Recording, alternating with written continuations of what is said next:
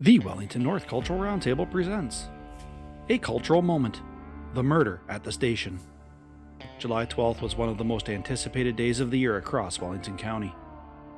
Marked by Orangemen's parades, speeches, and community gatherings, it brought people together from surrounding townships, especially in Arthur, a hub of Orange Order activity. With the arrival of the railway in 1871, the celebration grew even larger, drawing visitors by train and filling local streets and businesses with activity.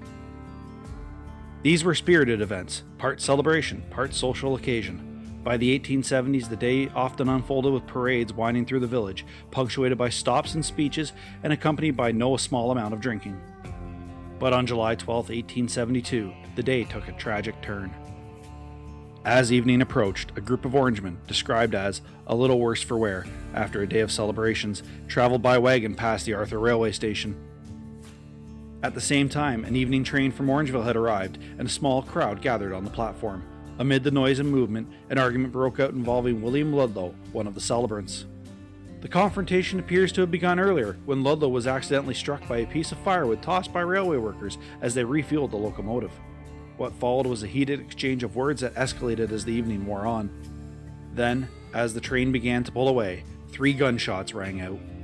One of the bullets struck David Hunter, a young carpenter traveling through the area. He had not come to Arthur for the celebrations and had no connection to the dispute. Like others nearby, he had simply paused to see what the noise was about. Within minutes, he was dead. The incident shocked the community. Authorities quickly launched an investigation, leading to the arrest of William Ludlow and James Moore. A coroner's inquiry heard from numerous witnesses, some of whom claimed to have seen Ludlow fire the shots. Yet even in those early accounts, details varied. By the time the case had reached trial months later, the uncertainty had deepened. Witnesses disagreed on critical points: where the shots were fired from, who had fired them, and even how many people may have been involved.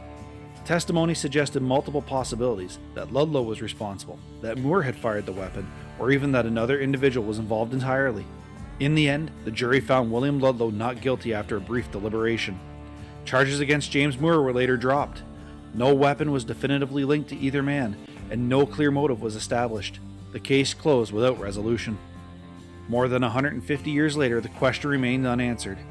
Who fired the fatal shots at the Arthur station that night? The truth slipped away that night, just like the train that left the station.